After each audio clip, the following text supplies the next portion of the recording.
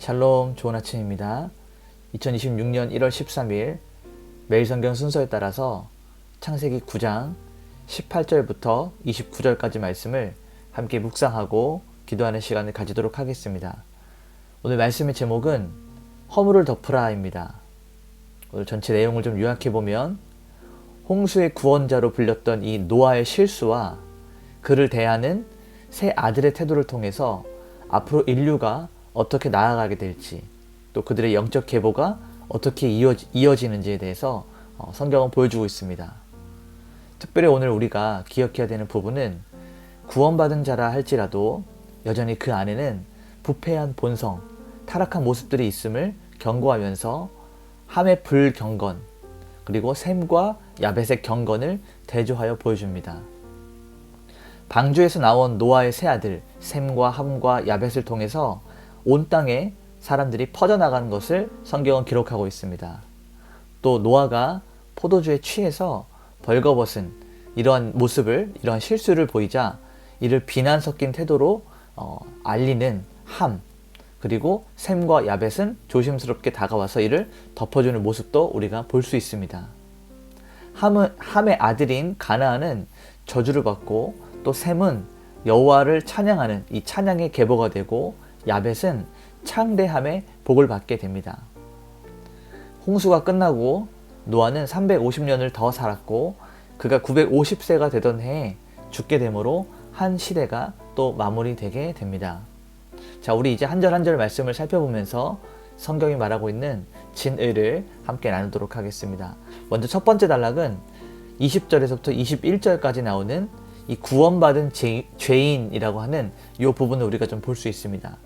20절과 21절을 보면 노아가 농사를 시작하여 포도나무를 심었더니 포도주를 마시고 취하여 그 장막 안에서 벌거벗은지라 라고 말하고 있습니다. 홍수의 심판을 이겨낸 노아였지만 하나님께서 그에게 은혜를 부어주셔서 노아를 의인으로 불렀지만 평범한 일상 속에서 방심해서 무너지는 모습을 우리는 볼 수 있습니다. 이 박윤선 목사님은 이 구절을 해설하면서 인간의 전적 타락을 여실히 증명한다라고 말하고 있습니다. 여러분, 사람은 아무리 큰 은혜를 경험했어도 스스로 자기의 의로 구원을 유지할 수 없는 존재라는 것을 보여주고 있습니다. 이 노아가 벌거벗었던 이 타락함은, 이 모습은 타락 전에 에덴에서 벌거벗고 있었던 이 아담, 그때는 부끄러움과 수치가 없었던 이 아담의 모습과 노아의 벌거벗음은 대조적으로 보여지고 있습니다. 그래서 여전히 이 죄의 영향력이 사람에게 남아있음을 노아의 취함을 통해서 보여주고 있습니다. 여러분, 우리는 이 구절을 보면서 경각심을 가지고 우리는 조금 더 두려운 마음으로 우리가 일상을 좀 살아내야 되는 부분입니다. 왜냐하면 사실 우리가 생각하는 포도주나 이러한 부분들이 별거 아닌 것 같지만 사람, 의인 노아를 무너뜨리는 작은 시발점이 됐다는 것을 기억하셔야 됩니다. 하나님의 은혜를 입었고 하나님 말씀대로 온전히 순종했고 하나님을 위하여 온전히 살아내었던 노아도 방심하는 순간에 작은 술로 인하여서 무너지는 모습을 보게 됩니다. 하물며 인간인 우리는 얼마나 더 그보다 연약하고 얼마나 실수가 많고 얼마나 부족합니까? 따라서 우리의 모습을 잘 살펴보면서 이러한 위험에 우리를 노출하지 않도록 우리는 늘 주의하고 조심해야 됩니다. 주일 말씀에도 나누었던 것처럼 그리스도인의 특권은 절제하는 데 있습니다. 두 번째 단락을 보게 되면 치부를 대하는 두 가지 태도를 볼 수 있습니다. 22절과 23절을 보게 되면 가나안의 아버지 함이 그의 아버지의 하체를 보고 밖으로 나가서 그의 두 형제에게 알림해 라고 기록되어 있습니다. 자, 여기서 함이라고 하는 사람과 그의 아들 가나안이 동시에 등장하게 됩니다. 먼저 이 함의 죄는 아버지를 보았다라는 것에 있지 않고 아버지의 수치를 즐기면서 그의 형제들에게 떠벌렸던 이 불경건한 태도에 있었습니다. 이 구약학자 브루스 월키는 함이 아버지의 권위를 멸시함으로 하나님께서 세우신 질서를 부정했다라고 설명하고 있습니다. 이는 장차 이 함의 족속들이 하나님을 대적하는 불신앙의 길로 들어서는 것을 암시하고 있습니다.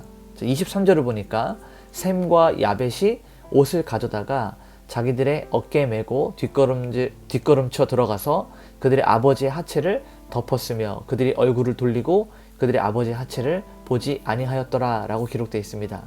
여러분, 함과는 달리 셈과 야벳은 아버지의 허물을 덮어주었던 사랑과 존중을 선택합니다.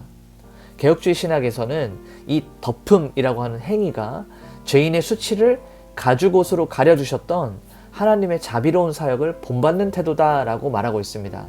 그래서 여러분, 우리는 이 허물을 덮는, 다른 사람들의 실수와 허물을 덮어주는 이런 사랑과 존중의 태도가 우리 일상 가운데 있어야 한다는 말입니다. 이들이 육체적인 하체뿐만이 아니라 아버지의 영적인 권위까지도 보호하려고 했던 경건한 마음을 소유하고 있었다는 것을 우리는 볼 수 있게 됩니다. 마지막 세 번째 단락은 25절에서부터 27절까지 말씀입니다. 25절에 이에 이르되 가나안은 저주를 받아 그의 형제의 종들이 종이 되기를 원하노라 하고, 자, 이 부분을 보게 되면 노아는 함이 아니라, 그러니까 자신의 허물을 보았던 함이 아니라 그의 아들 가나안을 저주합니다. 이 함의 죄악된 이 기질이 아들 가나안을 통해서 장차 이 가나안 족속이라고 불리는 그들이 땅의 도덕적인 부패와 우상 숭배로 그들의 열매를 맺을 것을 예견한 것입니다. 그래서 이 저주가 이 함이라고 하는, 혹은 가나안이라고 하는 한 개인에 대한 이 노아의 감정적인 대응이 아니라 앞으로 길게 하나님의 구원 역사를 보는 하나님의 구속사적인 공의를 선포하는 것, 그들이 타락하고 그들이 무너졌기 때문에 구원자를 통하여 건져내는 이런 예언적 성격이 강하다고 하는 것을 우리는 볼 수 있습니다. 마지막 26절과 27절을 보게 되면 또 이르되 셈의 하나님 여호와를 찬송하리로다. 가나안은 셈의 종이 되고 하나님이 야벳을 창대하게 하사 셈의 장막에 거하게 하시고, 이런 부분들이 기록되어 있습니다. 하나님은 셈의 계보를 통해서 하나님 당신의 이름을 보존하고 결국 메시아를 보내실 것을 약속하십니다. 이 셈이 하나님을 찬양한다 라고 하는 것은 셈이 영적인 장자권을 가지고 있다는 것을 뜻하고 있습니다. 또 야벳에게는 지리적이고 문화적인 이 번성의 복을 주시되 그가 셈의 장막, 이 영적인 복에 참여하게 될 것을 예언하게 됩니다. 장차 이방인들이 셈의 후손인 그리스도를 통해서 복음에 동참하게 될 것, 이 신약적으로 나타나는 구원을 예표하기도 합니다. 오늘 이 말씀을 정리하면서 원포인트로 우리가 살펴보면 의인의 실수조차 하나님의 주권 아래 있다는 것입니다. 그래서 우리의 영적인 이 운명은 하나님의 권위를 대하는 태도에 따라서 달려지는 거예요.